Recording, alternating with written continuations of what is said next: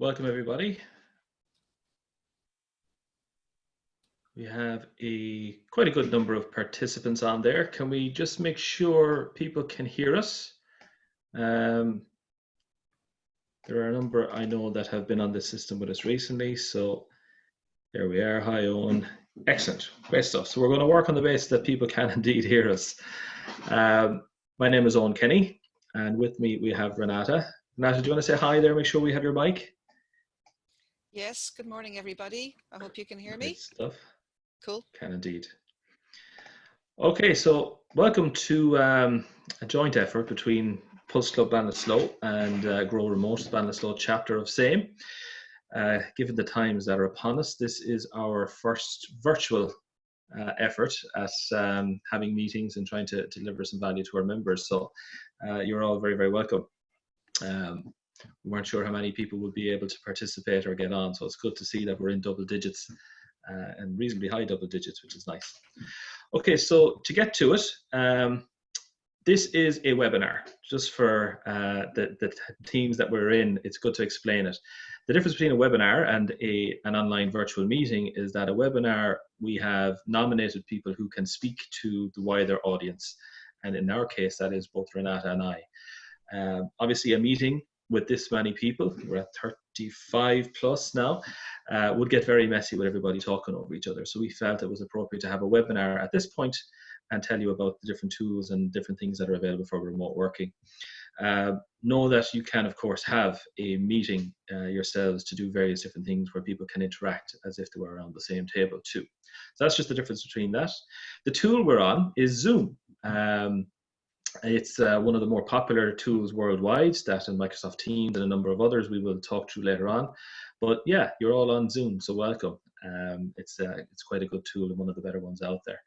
So rather than getting too detailed about all those things right now, I do want to hand you over to Renate. But before I do, just a little bit of housekeeping. We don't have to worry about fire exits or any of those. I'm sure you can look around your own rooms where you are.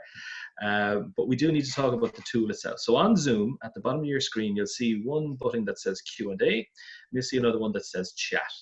So just for today, the chat is for you guys to talk to each other and do whatever you want to do with. We will see it as well, but ultimately that's kind of an informal part of what we're doing. If we look over at our Q&A board, you can pose questions there to us. And as we go through the webinar, we'll either answer them live or we'll hold them for the end and talk about them at the end. But we will get a list of them there. So at the moment, we have one from Lynn, and I'm going to answer it live because I'm talking about it now. And I will click the button that's on my screen that says answer live, and it'll mark itself as answered. So in future, anyone that has a question as we go, please feel free to use that Q&A section, and we will do our best to answer those questions as we go through.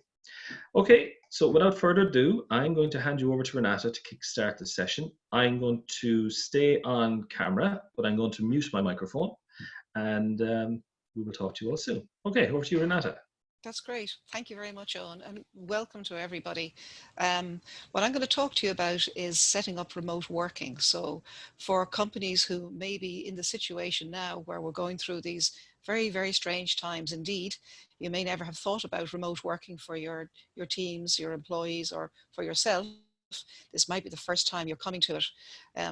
So what I'm going to talk to you about is ways of doing it, things to consider, and what from experience we have found works and what doesn't work.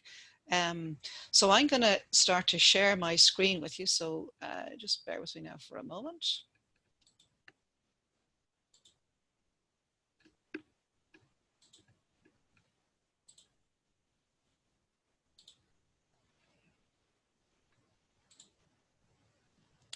So I just want to check. Can you see that? Not yet, Renate. We can still see your camera. Okay, here we go. Screen.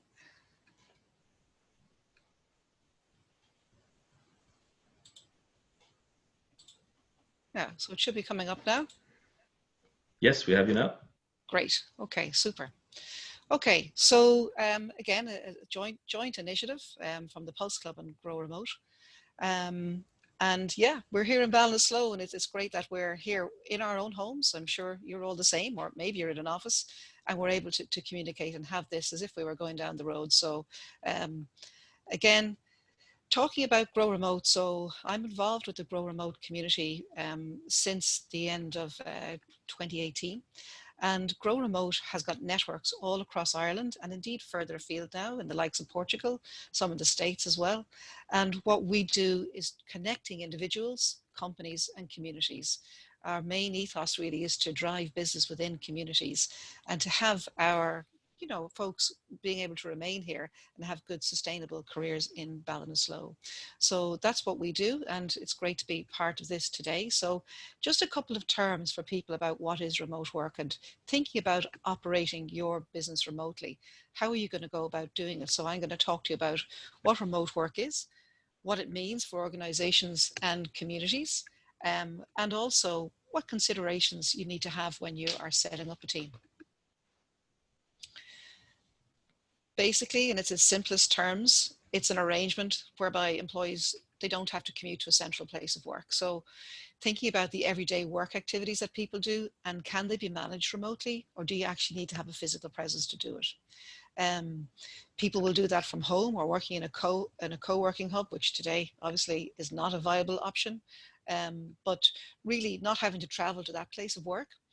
And transforming the way of business. Mostly when we're talking to companies, they have an in-house team and they want to transform that or move that into online. So that's into remote. So that's usually what we're looking at. But there are also companies that are fully distributed. So the only way of working is remote. So I've given you a couple of examples there. Some companies you may or may not have heard of, the likes of Shopify, which is a fully remote company, Wayfair, which does both. Wayfair is one of my old alma maters. eBay, which is very recently being announcing work from home jobs. Lenovo has been in that space for a while. And I'm sure you didn't fail to see the announcement recently from HubSpot, which is based in Dublin. And they are increasing their work at home facility as well. So we really are driving a cultural change. There's a demand from individuals, employees to do it. And also there's a demand, a push coming from companies as well, because they see what those benefits are. So I guess what I'm saying is you're not alone. There's a good amount of experience out there and companies who are doing it. And they're not all, as might seem, multinationals. There are companies, when I talk to Enterprise Ireland, for example, they're looking at it as a way of working for their people. I'm talking to some of the banks, talking to some of the insurance companies, and some of the even small to medium-sized businesses are looking at this as a way of work. Companies have set up that way, and they have only ever known that. So I know we've got people from different parts of the country here today. Confusion maybe about the variety of terms. There's lots of different terms. Remote work, telecommuting. So telecommuting is a phenomenon that's grown up. The trend recently has been, okay, my employer, I'm going to work one day from home, and then I'm going to work in the office 4 days, maybe a Monday or a Friday or something that's suitable. Gets the bit of both benefits for both. Mobile work, e-work is another way you'll hear it described. The flexible workplace or smart working. And then when we talk about a distributed workplace, that basically is like what we're doing today. Let's say we were all working for the same company, and kind of in a way we are. We're all working for Ballinasloe Inc., but we all have our own home office, and we're a distributed team. But we can work, we can communicate, we can have meetings, and we can progress through our work quite well. And what it boils down to is companies advertising what's called location-less jobs. So typically when you see jobs advertised, they're going to be, you need to come in, it's in Dublin, or it's in Cork, it's in Galway, it's in Ballinasloe. But with working remotely, those jobs are posted as location-less. And across the board, when we look at a 2016 Ibex survey, so enterprises in Ireland are more and more engaging in remote working. So the Ibex survey found that of its membership in 2016, 30% already practiced remote work, so 1 or 2 days a week. And another 5% of those actually had people working remotely for a full week. So 5 days a week, that was their main way of working. In 2 years later, by 2018, those figures had risen by 37% and 7% respectively. So it's certainly gathering momentum. Larger companies tend to engage more with remote work. So 54% of businesses over 500 employees practicing remote work 1 or 2 days a week. And again, in my own example, I would have started remote working back in 2004 with Dell computers. When I first moved to Ballinasloe, I wouldn't have thought it was possible. But because I had a manager who trusted and actually had the vision to be able to see that this could work, a good way for employee engagement and also for keeping those teams together, it actually worked. So I've been working remotely pretty much since 2004. I moved back to a bricks and mortar type company then with Wayfair. But in the latter years working at Wayfair, I would have worked on the strategy for remote working and would part of that whole team where we launched over 200 remote jobs. So larger companies, once they scale up, they can move quite quickly on it. Because here was the funny thing, once we did open up those jobs, the amount of demand that we had was unreal. We really had difficulties finding talent, but when we opened up these roles as remote, we had such a queue of people coming in for applying for those jobs. It was unreal. It was like a window that we had just opened onto a new world. But again, across the board in different industries there that you can see. Now, just to say, we will be making this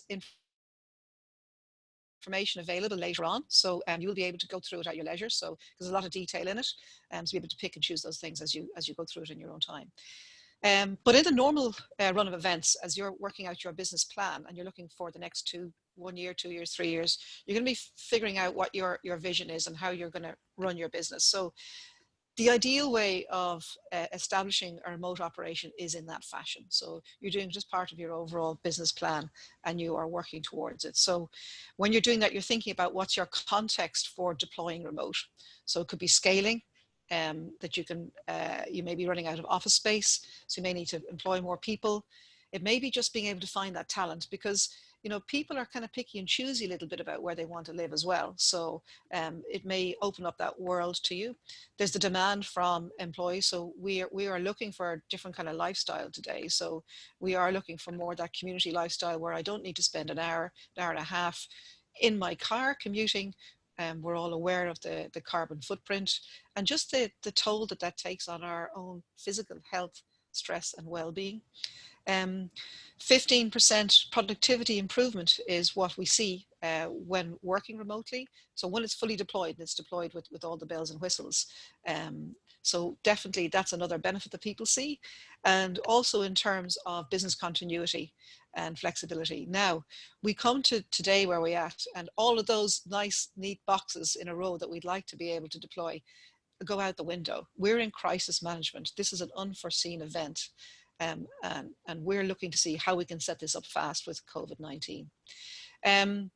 I'm going to give you this template because it's the one I use for deploying with companies if it's planned. So the same things apply. It's just going to be sped up. So really, when you bring all of these different functions together, or if those functions happen to reside in you because you're a one-person owner or 2 people in your company, there's still the same things need to apply. These topics, how can I get these things involved? So do I need to take a look at, is there training that I need to deploy this, to have my teams or myself work remote? And that's part of what you're doing today too, I guess. Are there legal issues? What's the processes? Can they access the same processes if they're working remotely, and so on? What's HR's involvement, and so on? They've got to be there at the table as well. Basically, how can I support the team? Okay, so we're in these days, if we need to set up fast, what do I need? A laptop or a PC, an iPad or a smartphone will do it, depending upon the size of your organization, the size of your teams. If you're a 1-2 person operation, or you're 30, 40, 50, 60, 100 or more, obviously those requirements are going to be different. A webcam, definitely, because it's really important that you can see the person you're talking to. That whole communication is even more important when you're not face-to-face in an office environment. So we really need to be able to see each other and have real conversations. Headset, internet connectivity. You need to have a desk and a chair. You need to look at communications tools that Owen is going to talk about shortly. Preferably you have a private place. Data protection may be consideration, and training. And in today's world, that's a picture. We know that parents today are doing everything. So they might be doing homeschooling in the morning, exercise with the kids, and then trying to do their own work maybe after about lunchtime or whatever that happens to be. So these are unusual situations, and we as employers need to realize that and we need to make accountability for that as well. So a lot of people ask me, well, how can I manage a team remotely? You know, if I can't see them, you know, I can't talk to them and I can't see them, walk over to them on the floor or in the shop, whatever that happens to be. So again, the questions I would always ask, well, how do you do that today? So how do you manage your team today? And if it is by walking over to them and, you know, having the conversations, here how they're doing, or are they at their desk, it's probably, you'll find that there's an opportunity for changing that you actually measure them based on their output, based on their metrics, and based on their performance. So first thing is pretty simple, is do you have clearly defined goals? So do your team know what they're meant to be doing and by when? Can you measure what they're doing? Because if it's not measurable, then that's going to be very difficult to be able to track. Can you easily see the outputs? Is training needed? And what other supports do they need? And also, what do you need? What other supports do you need? And how can you really foster a culture of trust and strong communication? Because that's really, really important. You need to trust your team and have strong communications. And we'll talk about communications in a moment as well. But, you know, the line I say there at the end is really, really important. This speed of change that has been foisted upon us, because in the usual way, you're able to choose this as a style of working for your company. We don't have any choice today. So we're in a different environment. We're also in an evolving situation. So day by day, we don't really know what's going to be happening. We've got certain timelines, the end of the month, the end of April, the end of May, but we don't really know. So we're living through very uncertain times. So what that basically boils down to is that everybody is going to need more support, more patience, understanding, and empathy. So across the board. So communication, again, social interaction and communication is really, really key to this. So regular check-ins and reporting, and I would say overdo it in terms of check-ins, and that doesn't mean that you're micromanaging someone. It just means that you're checking in, how's things going, and they can, you know, check in as well.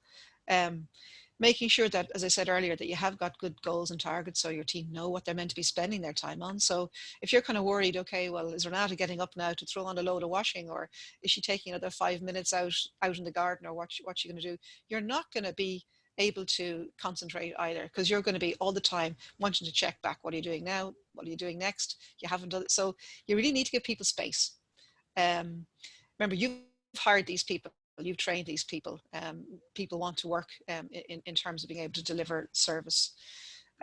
When you have meetings, very important to have agendas. And actually, that's one thing I would say, is that any meeting that you do have over electronic devices, do always back them up with notes, even if it's a couple of checkpoints. You know, you might walk out of a meeting and say, oh yeah, that's fine, I'll do this, you do this. Do you know what? You can forget. So it's really important to write that down, because one of the types of communication that we have, and it's a buzzword, but asynchronous communication. So you will have seen it already on WhatsApp. Maybe some of your folks in your family, your friends, they'll record a little message for you, and then they'll send it to you via WhatsApp. You may not read that or listen to that message until a half an hour, maybe a day later. So that's called asynchronous communication, right? So more and more in remote working, that happens. So you may not expect to get a reply straight away. So if you do need a reply straight away, then you need to use a different form of communication. But being mindful of how people are managing their day and how they're working on their projects or their workload, asynchronous communication is something that works. It also gives a little bit more autonomy to the individual, a bit more trust. So yeah, again, we're in a different physical space, but we can still connect, and very much encourage feedback. A little bit about health and safety. Again, you know, under normal circumstances, we'd want to make sure that this is all done properly. So, I mean, at the end of the day, people need to have a safe working environment, and you're looking for common sense. In these days, you're looking for common sense. You're also looking for an awareness from the employee about their own responsibilities when it comes to health and safety. And so, you know, if you ask them, like, do you have a place to work that is distraction free? You know, do you have a desk set up? You know, do you have these? They you know, they have obligation as well, right? So if I'm in my office here and I've left a box on the floor, you know, that's not my fault. That's not the employer's fault, right? So you have to have a bit of responsibility. And the way to do that is to, again, just do a checklist, have a conversation, say, hey, don't just let them off to go and work at home. Say, look, you're going to be working at home now. These may be the considerations that you need to have. Have you thought about, are you checked? Are you set up for that? Do you have the space? And so on and so forth. So have the conversation. And then what I also recommend is to just to document it, right? You could document it in an email. Preferably you're going to have it in an updated contract. That may not be happening at this point in time because it's pedal to the metal and shoulder to the wheel for everybody. But again, just to write out those couple of points, and there are documents and there's templates and things like that we can also share with you afterwards. If you, and you should have an employee handbook already and a contract, those will need to be updated at a moment in time to reflect the new working arrangements, particularly if you're going to be doing that in the future. But even right now is to have the conversation, say, hey, just to be aware that there are risks and so on and so forth. How are you going to manage those? Okay. So common sense. Again, insurance as well for remote working is a question that we get quite a lot. So if you have with your own insurance that you have with the company, you can check with your insurer, would it cover the situation for remote work? And typically it will. We thankfully haven't seen any main serious issues or any issues really when it comes to this, because people usually are delighted to be able to work from home. So it's a feel-good factor as well, and they're going to step up and make the effort. But just check with your insurer, is there anything that's preventing you from doing it? But even a temporary agreement, as I outlined there earlier on, that you have with your employee, that this is a temporary agreement, it's for the period of these extraordinary circumstances, which is COVID-19. And so that you are at least entering into an arrangement agreement on that. The other thing just to say is there is an e-workers allowance. So as an employer, you can make a payment of €3.20 per day without deducting PAYE, PRSI and USC. Or separately, the employee can claim it at the end of the year. So what they need to do is keep their receipts from their home electricity bills and expenses that cover heating and electricity, and send that at the end of the year. Or as I say, you can make that payment for them. All that information is available on revenue as well as on citizens information. And more the government is also getting on board with bringing new policies out. So over time we will start to see that too. Okay, so you've had the conversation, you've figured out that there's certain tasks that your team or yourself can do on home. You're going to do it. You got your infrastructure set up. You're going to start off. So what do you do? So really, to maintain a good structure is very important. So I'm working at home now, but I need to still maintain that structure. So get up. Okay, I can probably get up later because I don't have that long commute. But if I get up at the same time, then I can take that time back. So if I had that hour commute, I can now use that for something that I wanted to do. So I'm not always chasing my tail saying, if only, or when I get the time, I have the time. So it's also very positively mentally because you're taking control. So whatever you can be in control of, particularly in these times of uncertainty and where we are not in control of what's happening in our environment, anything you can take control of is a positive step. So use that half an hour, that hour, whatever it is that you want to do for yourself. Take breaks during the day, have a good structure, make sure you have your breaks. And also you're thinking about your team, but don't forget to think about yourself. Very often as business owners, we feel that there's nobody that we can turn to. And all of the issues rest on our shoulders to find solutions. And I can't necessarily talk to anybody about that. We would hope that through groups like the Pulse Club, through Grow Remote, through your own family and friendship and other networks that you're involved in, that you don't feel like that and that you can reach out. It's very, very important. And obviously there are professional organizations there that can help you with that journey as well, whether it's business coaching or counseling as well. If you have a health insurance plan for your company, you may well have an employee assistance program within that. And that's something to promote to your employees. It's available, it's a phone line that they can ring and they can get assistance on many different areas. And that's also a very positive thing. Listen to your team and support them as best possible, or seek help. Then it's the simple stuff like, okay, we're gonna join on a call together at 1 o'clock on Wednesday, and we're going to have lunch together. So I'm going to bring my sandwiches, you're going to have your sandwiches, we're going to have a chit chat. And you can do that with the team. It's good fun, and it helps to develop that rapport as well. So the simple stuff, do a couple of fun things. The sky's the limit. You can think about, whatever you're doing, whether it's you're going to do some enter some online competitions or whatever that happens to be.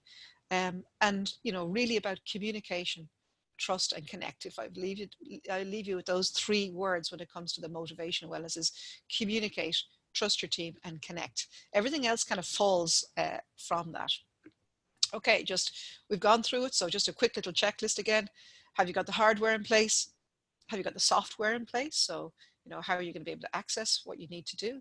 From a data protection perspective, are there any issues around sensitive data that obviously your employees may need to sign off on, and they probably have already, they would have already if they're dealing with that kind of data, but are there any other issues that you need to think about? Your health and safety, again, your wellness, and, the Working Time Act as well. So, employees do need to take breaks and so on. The whole area of remote, again, is new for a lot of people. So we're starting to see courses develop, and Grow Remote is actually working in conjunction with a number of different bodies on that. So we're working with Sligo IT, we're working with Regional Skills West, we worked with the ETBs, and we're also working with NUIG and other organizations as well. Across the country. So this one I just wanted to highlight to you because it's happening in a couple of days' time. I actually got it through Western Skills, but it's the Irish Institute of Training and Development who are working with them. And again, everyone's just trying to share information out there at the moment. So if you go onto the Irish Institute of Training and Development, you can log on for these courses. Obviously, they're all remote, so you can do them from comfort of your home. How do you manage the teams? How do you set up for success, and virtual classroom trainings? There are a few others here, and these ones you'll also see on our website. If you go to growremote.ie, there are a number of sections in there for employers, for employees, and for community. And also in there we have different training. There's lots of templates in there about remote working, how to, different policies, procedures. So there's a ton of information in there. There's also a Slack channel, a communications channel, we'll talk about in a minute, for I suppose, interaction, because, sometimes we do Grow Remote meetings and we have them down the shearwater, and, only a handful of people will show up and so on. It depends. But, once you open it up virtually, it's easier. The people log on at different times and so on and so forth. The information is there. But if you go into the tools that are available through Grow Remote, the Slack channel, there's information on pretty much everything. You can throw a question out to the community and get feedback.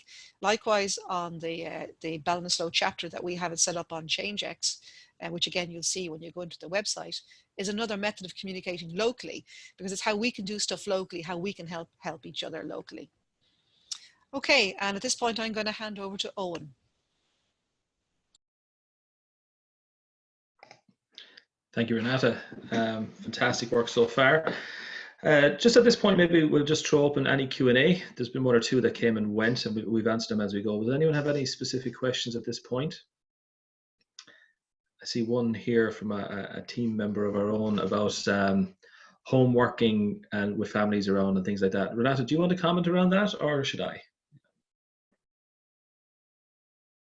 Your mic is off. Yeah, fire ahead there, Owen. Yeah, I suppose, look, with families around, we don't have any young kids in our house, but we've little dogs, and they tend to interrupt as well.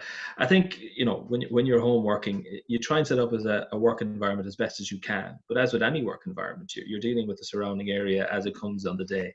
So you try and set boundaries, physical and otherwise. Try and set your working times. And as much, I think as well, with the audience that seems to be here, just looking at the participants, a lot of owner managers as well, who will be very active in their business, as well as managing teams of people. We need to set some boundaries from not ending up working 24/7, literally, just because we're working from at home. It's easier to get into that mindset of leaving work behind when you close the door behind you. So setting your working hours, setting your break times, trying to stick to those. Obviously, sometimes you can't.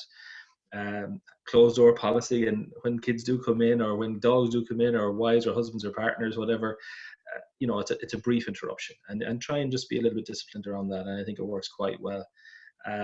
If you happen to be lucky enough to have other people in the house that are also remote working, coordinate your breaks and have that too. And if not, do you as best as you can. So I suppose on that, there's no Q&A specifically coming in. What we might do is jump on. Renate, do you want me to take remote control, or will you just jump the slides through for me? If you can take control from there, that's perfect. I'll stop sharing. Is that how you want to do it, or? No, I'll just request remote control here. Okay, there you go. See, so we're learning too. There you go. That's it. Absolutely. There are so many tools out there, people, that it's important to know that as we get used to them, we're always going to have these little things where, you know, you're on a webinar, you're on a meeting call, or you're on many other things like that, and people are learning as they go. And Renate and I would be quite familiar with remote working, or even just distance tools, virtual tools, and like that. Sometimes you just have to figure out on the spot how to do things. So don't be afraid of it. You can't really break it. So let me see now if this is going to work. Yes, it is going to work. That's great. Okay, so while we're doing our remote webinar, I am controlling Renate's PC, which is somewhere else, not that far geographically, but it might as well be halfway around the world. The things we can do remotely are, you know, it's limited only by our brain. So don't be afraid of it. Dive in and figure out what you need. I am conscious, as I said, that we have everything from one-person businesses all the way to large teams that need to be managed. So I'm going to try and talk about the tools that we can use in multiple situations. So this document, a little bit hard to read here, but don't worry, we're going to send it out as a PDF with the hyperlinks that'll be clickable, and you'll be able to go directly to where we're talking about. But just to give you an overview of the tools that you can actually use. And bearing in mind as well that some of these might be for managing teams, managing people you want to work with, your colleagues.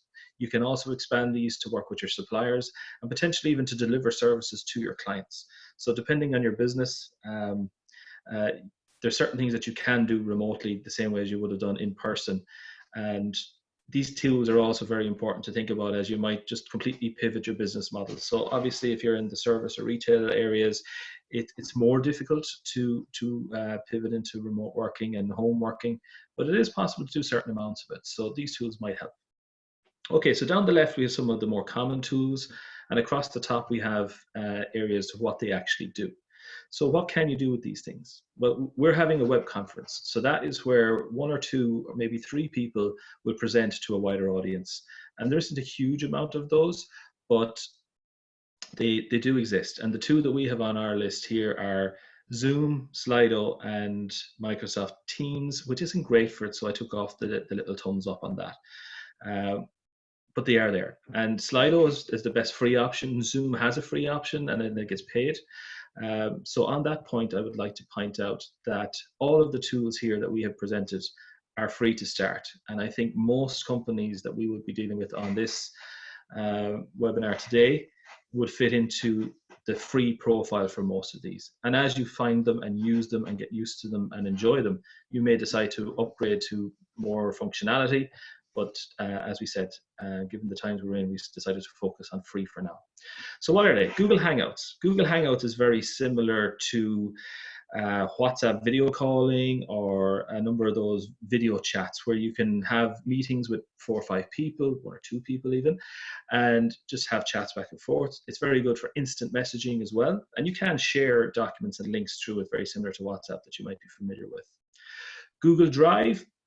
Part of that whole Google suite, again, it's free to a certain point of storage, but what that's very good for is sharing files with other parties so that you can both have the same resources without being in the same office or same room, and you can even work on them together.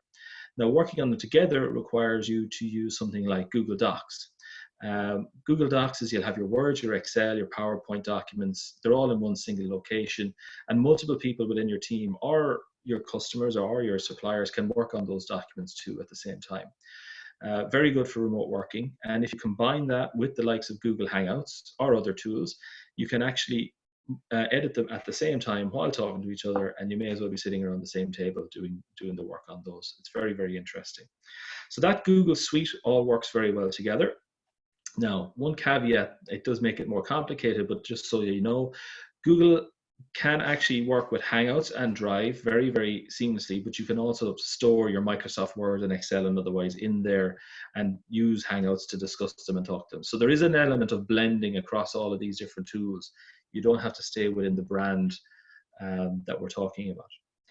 So the next up is Microsoft Teams. It starts free. There is limited functionality on that, but it's probably the most comprehensive solution.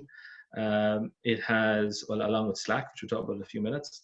So what it has in Microsoft Teams is you will have a Microsoft email address, which you will also need for Google, by the way, if you're managing it. Then you would have your web meetings from there too. It can also do the instant chat. It can also have task management, so you can assign tasks to different users and keep track of those things. They can be very, very big and large project tasks, or they can be just do it type items. You also have your cloud and file storage, and you also have your multi-user documents and collaboration tools within Microsoft Teams. So Teams utilizes Office 365 free, so they kind of work together. And what Office 365 free allows you to do is you'll have your web meetings, but it's separate to Teams, but you can also store your documents in there and collaborate on documents as you work through them as well. Microsoft OneDrive then is another product within that, and that is just the cloud storage part of it. So you can choose multiple different ones. We personally in the compliance team, we use Office 365 and Microsoft Teams very regularly, and that's our tool of choice. But our clients that we would serve use all the others, and that's why I know about them. So Slack is probably the most popular co-working tool out there. Microsoft Teams is definitely creeping up on them, especially now, given so many people that are working it. So Slack does the exact same thing as Teams. You have your web meetings, you have your instant messaging and chat, you have your action lists and your cloud storage and all of the different things that go with it. So when you think about the two different things, it doesn't really matter which one you choose. You just dive in, play with some of the trials. Obviously, we're under expedited times right now. Choose one and go that you're not going to make too many mistakes. Zoom is the tool we're on right now. It's a fantastic tool for web meetings and for web conferencing. It's especially good for you inviting guests that wouldn't have the same email address as you. So if I'm on at banlaslow.com, but you're Julie at loan.com, technically that means we're in two different organizations. And if that is the case, then Zoom is very, very good for doing that. Now the others can accommodate it too. Dropbox is just another file storage area. You can do multi-user collaboration also. Slido, as I said earlier on, is very good for the web meetings and web conferencing, has a fantastic free solution. Trello is a fantastic solution for team tasks and action lists. It's used quite a lot in software teams and things like that, but it's very good for just having actions that are assigned to multiple users, and it has no domain restrictions. So it doesn't matter whose email is what, you can add as many users to those different boards as you can. And it's very good for task management if you want to manage teams cross-platform. iDoneThis is another one of those solutions too. So you'll see that there's an awful lot of crossover in terms of different functionality. And I suppose one thing that I did want to point out again, just to reaffirm it, you can choose multiple versions of these tools and use them differently. So you might use Google Drive with Microsoft Teams and Slack. Like there's no reason not to multi-use as you go through. WhatsApp, I think majority of people are familiar with. Obviously, it's very good for instant messaging and setting up little groups. But you have WhatsApp for Business as well, which is very good for doing communications with your client base if they are open to that. So we find those tools very good. As I said, don't be afraid to dive in. There's an awful lot of information about each one of these tools, and the only way to really experience it is to open an account and play with it. So when we send on the document after the meeting, it'll be sent by Lynn, I would imagine, to everybody that's registered. Then just remember that here on the second column, there is links to how this, links to each of the tools and exactly where I'm talking about. If you Google it directly, you may be brought directly to the page or the tiered pages. So if you use these links, it'll bring you to the starting point of the free ones. Just a little note on that. Okay, so just some screenshots on it. This is Microsoft Teams, a little bit blurry. We can call it a GDPR blur for it, but just to give you an idea what it looks like. So down along the very left-hand side, and this is the desktop app, you will see the chat function, the Teams function, the meetings function, the files function, and it brings you to the different portal of where you go. Each one of these then is a team, and it has different channels for different topics. And in each of those channels, you have a communications platform where people can just message back and forth, very similar to how we would do in the likes of WhatsApp. So our files then is where this topic would have all of the files associated with it. And this little plus button is dangerous because it opens up a huge portal of things that you can do and integrate third-party services to it. So I don't want to go into it too much more. If you want to know an awful lot more information about Teams specifically, Renate and I are more than willing to have a specific workshop with users that are interested in it, just to get you up and running, rather than spending too much time on detailed versions of these tools at a general level for all of the participants. Please know that we are willing to help you get set up and running on this as part of our response to the terrible pandemic that's going on at the moment. Mobile compatible. Be aware of this. All of the apps that we're talking about here are heavily mobile compatible and optimized. So while you might be working on your computer in your home office now, and 2 or 3 of your people in the business might be couriers or whatever, they might be on the road doing certain things, or they might be highly mobile going between places. You can obviously use mobile very, very effectively to manage your team or to deal with your customers or whatever your new use case and needs might be. This is just another window from Microsoft Teams, and I think the last one as well. It's very heavily utilized in terms of call management and chat and text with your team. You can, of course, use it to set up meetings with your clients and suppliers and whomever else you need to have as well. You can have video call, you can have just normal call, you can share your screens, you can do a huge amount of collaborative work. Slack then is effectively the exact same, but it's an entirely different company. It does all of the same things. You can set up different topics, different departments, different whatever the case may be. You can have multiple different channels, different teams. You have one for your suppliers, one for your customers, one for specific customers. Your use case will decide how it looks. Out of the box, it gives you all the functionality and you start it from there. So rather than getting too deep into it, as I said, Renate and I would be very happy to help you get set up and start running on these tools should you have a specific need.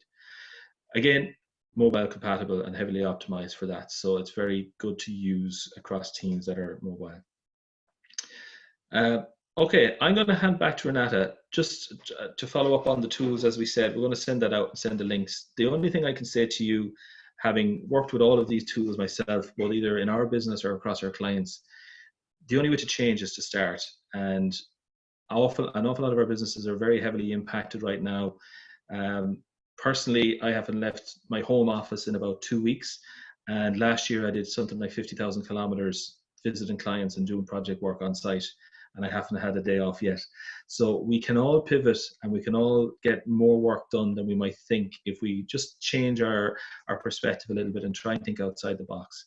And I appreciate there are some businesses that were very heavily store operated or things like that. Now is the time to potentially jump into the unknown and maybe go online or think of other ways and other things that to do to optimize your business in this very tough time. So me personally, I will help anybody I can in any way that I can. Please don't hesitate to reach out to me directly or through Grow Remote or Grow Pulse Club. So from me, that's it. I'm going to hand you back to Renate to wrap up, and I'm going to answer some of these questions that came in as we were talking just directly. Thank you, guys.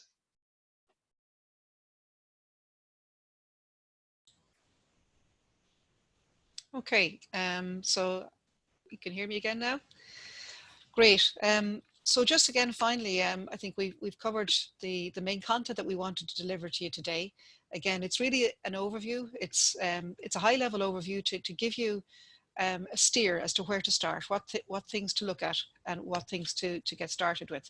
As Owen said, if there are other topics arising from this that you'd like to have a further webinar or a meeting on, we'd be happy to get that feedback from you and to set up another similar type of event. So we're in this together. Definitely nobody expects perfection. And I think that's one thing to consider is everybody here is trying. So it's new to everybody. So, you know, you definitely need to cut the slack and really sort of turn that into, if possible, you know, a positive, so that you're really got good engagement there. But nobody expects perfection. Perhaps this is a way of working that you might consider for the future. So, you know, once we're through this situation, it may be something that sticks. I'm sure that a lot of companies won't, and there'll just be a huge rush to get back into the office because their remote working experience may not have been great. And, you know, quite honestly, that's something that, you know, we at Grow Remote would love to turn around. And I think that's some of the risks that are involved as well when people are diving into it quite fast.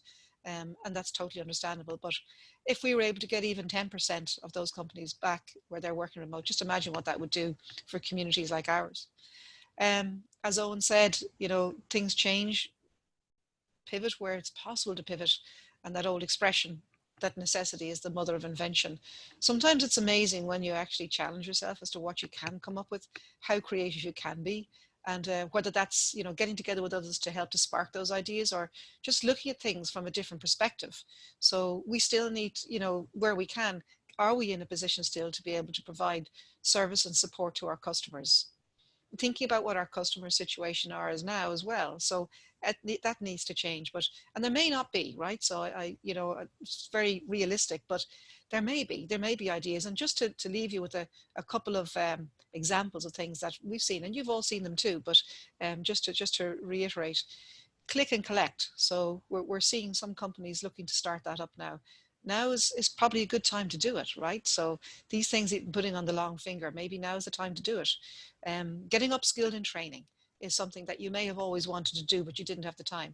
Now is the time to do it, because when we're back into the modus operandi, that the new modus operandi, that's going to be important. So continue to fill your toolbox with the skill sets and the tools. It's a good thing.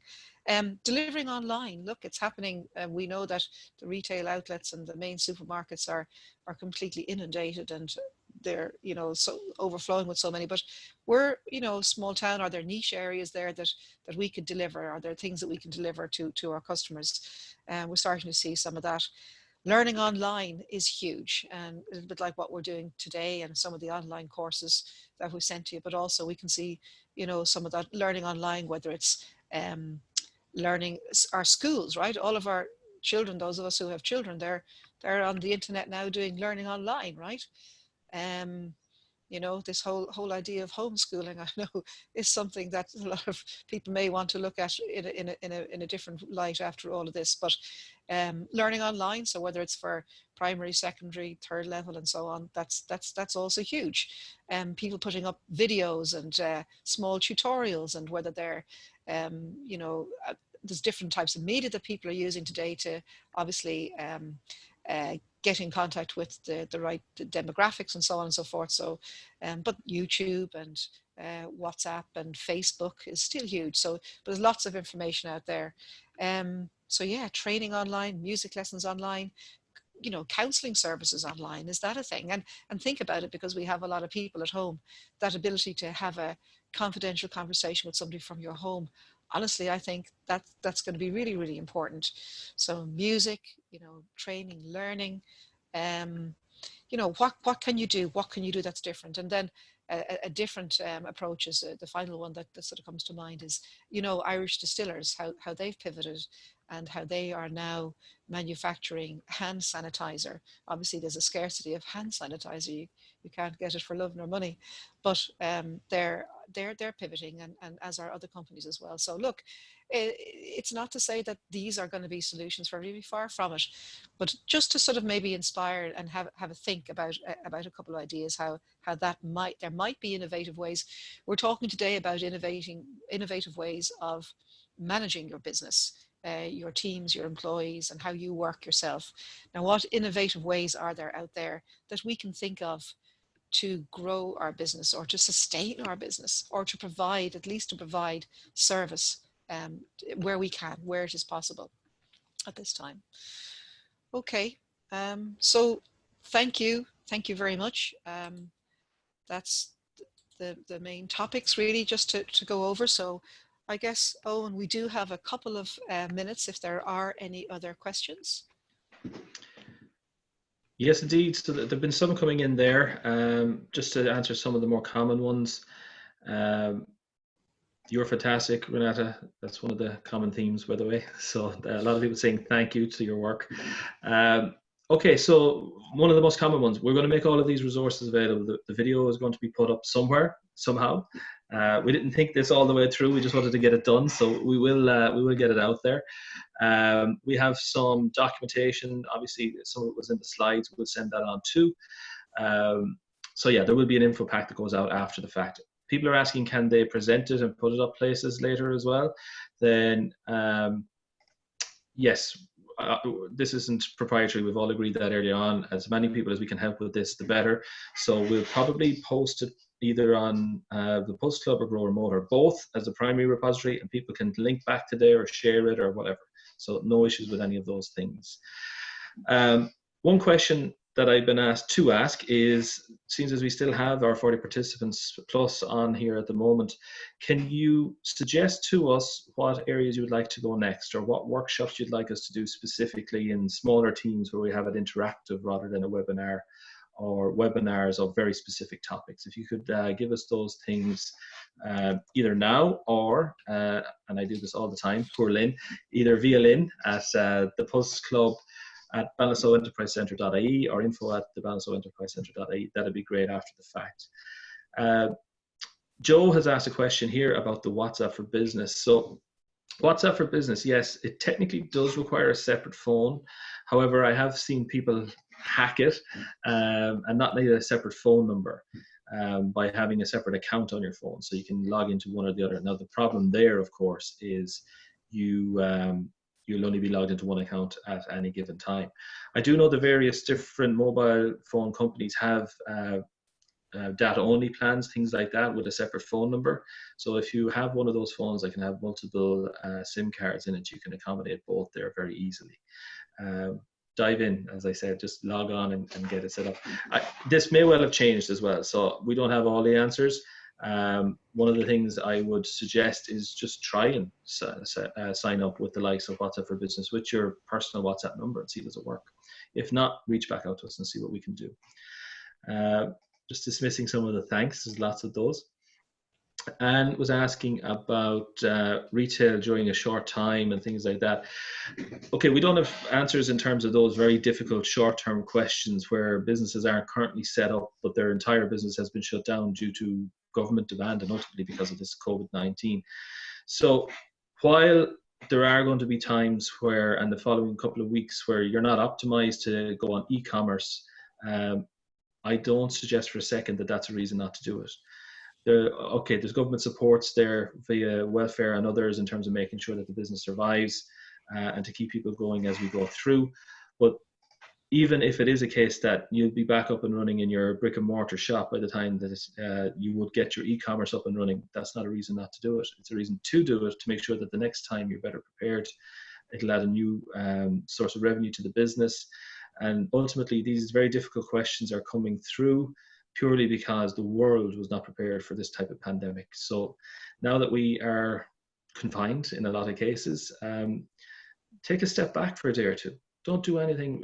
If you genuinely have your business shut down completely and you're worrying, take a step back for a day or two. Try and accommodate the worry in your mind, portion it off. I'm not saying ignore it because it's there. And then start to think of, well, if I was starting from scratch, what would I do? My business has been taken away from me by this horrible pandemic. What can I do? And think of other areas that you have skills or where your customers might be outside of your traditional core areas. And think about technology. And you don't need to understand the technology. You don't need to be an expert in the technology. You just need to know it's there. And there are people that can help you then to develop that for your business and to implement it. So all is not lost. Try your best to deal with that head-on shock of what's just happened and then go after it again. The resilience that has made you good and successful entrepreneurs to now will get you to the next stage too. A couple of more questions around the presentation. When will it be available again? I'm not going to make any direct commitments, but within a couple of days we'll have it live, okay? So your colleagues, you can share the links to it at that time. I'm delighted that so many people want to see this presentation again, which is good. We talked a minute ago about what else would you like in terms of workshops. If you know specific experts or expertise as well that of how to use these things, anything you may want, please do pop them along, and in various different fields. So it might be in a field that's not technically remote working, but if it can be accommodated by remote working, we'll do that too. Okay, Renate, please jump in here if you get any. Sorry, Yvonne has one here. Is Skype for Business free? Skype for Business, I'm not sure of, but I will just say that Skype for Business is effectively being phased out by Microsoft. Skype for Business was actually purchased by Microsoft, And the technology that's used in that is the foundation of what is now Microsoft Teams. But you can get Skype for free. So there is not an awful lot of difference between Skype and Skype for Business at our level. Skype for Business was very much designed to let corporate overlords manage accounts across thousands of people. So if you want to use Skype, just get a free Skype account, set it up and use that. It'll work just as well. Let me see here now. Valerie was asking, great to have a follow-up on Teams and on Zoom. We might do that. We might have specific workshops on each of those tools. And if we get enough of the demand, we'll do it as a webinar, but we'll kind of do a case study all the way through. And if it's smaller groups, then we might have it as a meeting, or we might do multiple meetings. We're rolling with the punches here as we go, guys. More thank yous as well. A question there from Marie on if you're doing, online, how would you work out payment? So that's something, Marie, that we can talk about offline. But definitely when it comes to being able to have that opportunity, there are quite straightforward tools that can be set up for that. So yeah, we can get that up and running too. We can help you with that. A couple of people asking to connect online as well. Both Renate and I are more than open to connecting online. So they're saying, will you search for me and add on LinkedIn, etc. We can only see your little profile. We don't actually know who a lot of these people are, other than we're very lucky. So if you could search us on LinkedIn and add us, by all means, please do. Mine is Owen Kenny, or you can find me at the compliance team. And Renate, I think you're tagged with Grow Remote primarily, are you? Yeah, Grow Remote, or you can find me at renate.kohlmann@gmail.com, and you can find me through Grow Remote through ChangeX as well. So yeah, or you can get me on LinkedIn. Yeah. Another one here from Evelyn about TeamViewer.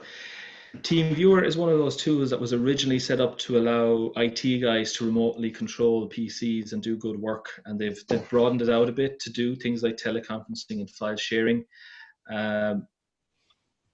It's technically free, guys, but I'm going to give you advice that I'm probably not allowed to give you, is don't use it, because if they find you to be using it for any commercial reason at all, they'll shut down your account and then they will ask you to pay. So we focus on the ones that are genuinely free to use to start and go from there. TeamViewer is a fantastic tool for remote management of PCs, and I use it myself, but not for co-working or collaborative working. Okay. Anyone in TeamViewer is going to give out to me now, but anyway, it's true. More thank yous coming in there, Renate. Thank you. Yeah, Lynn's just reminded me that all info will be put up on thepulseclub.com, and just we have made the commitment that this isn't going to be a paywall or in any way, shape, or form. So we'll put it up in the public part of thepulseclub.com, not the members part. But you should join and be a member anyway. So please do. There's a lot of good content in there from previous sessions. What do you think, Renate? Is there any others I've missed there? No, I think we probably want to close it off now as well, because we have it up for an hour.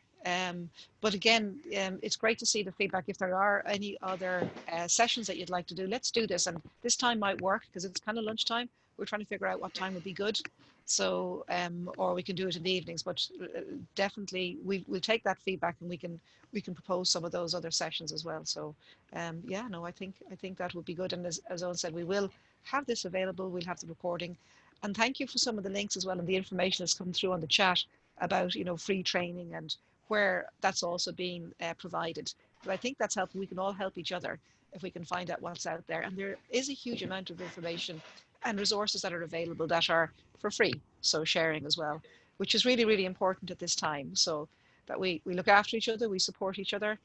As I say, we're kind to each other, and for Ballinasloe and for our town, that we're able to find a way through this. So yeah, listen, thank you all so much for showing up. That's been great to see that there has been so much interest in it, and hopefully what Owen and I have been able to share with you today has given you something to think about that may help you over the next couple of weeks and months. Okay, thank you all very much. To get more information, make sure you sign up at thepulseclub.com. You don't need to be a Pulse Club member, but sign up to the mailing list. It's the best place to get most of our information. Thank you, guys. Bye-bye.